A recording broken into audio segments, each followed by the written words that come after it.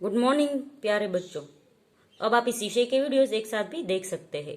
इसके लिए वीडियो के नीचे मेरी चैनल का नाम है, तो चैनल में जाके प्लेलिस्ट में जाएंगे तो इस विषय के वीडियोस एक साथ देख सकेंगे। तो बच्चों, पिछले वीडियो में हमने सीखा था हिंदी कक्षा 9 का पाठ नंबर 8 गुलमर्ग की खिड़की से एक रात। आज के वीडियो में इस पाठ का स्वाध्याय सीखेंगे। स्वाध्याय में सबसे पहला प्रश्न है, निम्नलिखित प्रश्नों के एक एक वाक्य में उत्तर लिखिए। तो पहला प्रश्न है, गुलमर्ग का भौगोलिक वातावरण कैसा है? तो जवाब होगा, गुलमर्ग ऊंचाई पर पहाड़ियों से घिरा हुआ ठंडा स्थान है। दूसरा प्रश्न है, लेखक ने गुलमर्ग के साथ व्यक्ति की आत्मीयता बढ़ाने का क्या कारण बताया है? तो जवाब होगा, लेखक ने गुलमर्ग के अपार आकर्षण को उसके साथ व्यक्ति की आत्मीयता बढ़ाने का कारण बताया है। तीसरा प्रश्न है, खिड़की के पास खड़ा लेखक बरसाती घटा को देखकर किस बात की प्रतीक्षा करने लगा?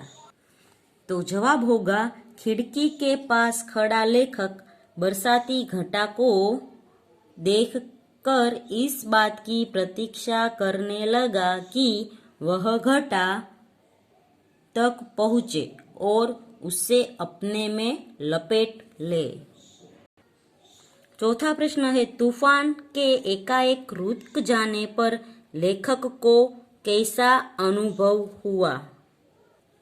तो जवाब होगा, तूफान के एकाएक रुक जाने पर लेखक को ऐसा अनुभव हुआ जैसे उसका दम घुटने लगा हो। पांचवा प्रश्न है, लेखक को किस बात का अफसोस हुआ? लेखक को इस बात का अफसोस हुआ कि वह बरसाती घटा उसके बराबर नहीं हो सकी। छठा प्रश्न है, लेखक ने गुलमर्ग की पगडंडियों के लिए क्या उपमा दी?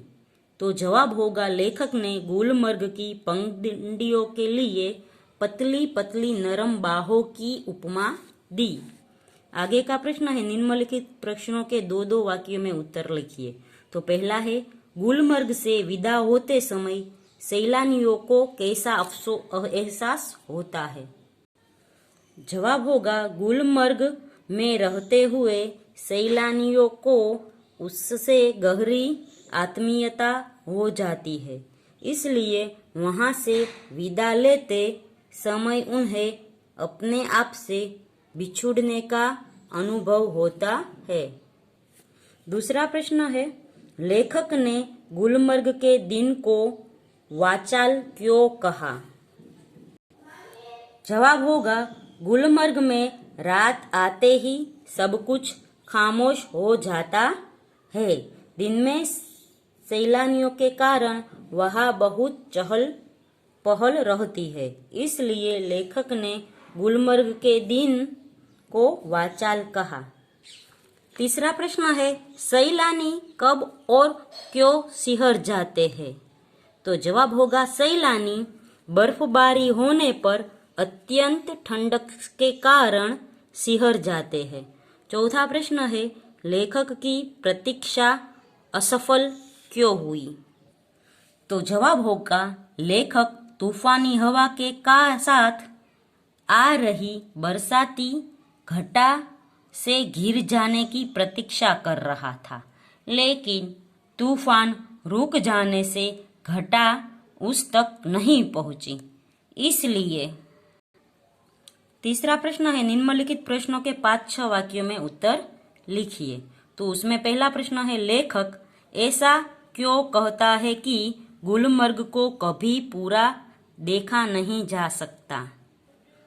तो जवाब होगा, गुलमर्ग में रहकर वहां के साथ व्यक्ति की आत्मीयता बहुत गहरी हो जाती है, यहाँ तक कि व्यक्ति अपने आप को वहां के सपाट मैदान का एक हिस्सा समझने लगता है। वहाँ के जिस परिसर में व्यक्ति रहता है वह उसके भीतर समा जाता है। आत्मीयता का कोई और छोर नहीं होता। इसलिए लेखक को लगता है कि गुलमर्ग को कभी पूरा देखा नहीं जा सकता। दूसरा प्रश्न है, दिन में गुलमर्ग की शोभा का वर्णन अपने शब्दों में कीजिए। तो जवाब होगा, दिन में गुलमर्ग का हरा भरा रूप आंखों को मुग्ध कर देता है। धरती से लेकर आकाश तक हरियाली ही हरियाली दिखाई देती है। हरी घास के बीच तरह तरह के रंग बिरंगे फूल खिलते हैं। वातावरण में नई नई कोपलें फूट आती है। सैलानी घुड़सवारी का आनंद लेते नजर आते हैं। हर क्षण नए अनुभव और रोमांच की सृष्टि होती है। आकाश में बादलों के नन्हे नन्हे द्वीप तैरते दिखाई देते हैं। पगडंडियां भेड़ बकरियों के रेवड़ों से ढक जाती है। इस तरह दिन में गुलमर्ग की शोभा देखने लायक होती है। तीसरा प्रश्न है, प्रकाश, बादल तथा हवा के कारण गुलमर्ग दर्शन में आए रोमांच का वर्णन कीजिए। तो जवाब होगा, गुलमर्ग प्रकृति की क्रीड़ा स्थली है। बर्फ से ढके पहाड़ों पर सूर्य का प्रकाश सुनहली आभा प्रकट करता है। आकाश से बरसते बर्फ के पारदर्शक कण प्रकाश में उज्जवल हो उठते हैं।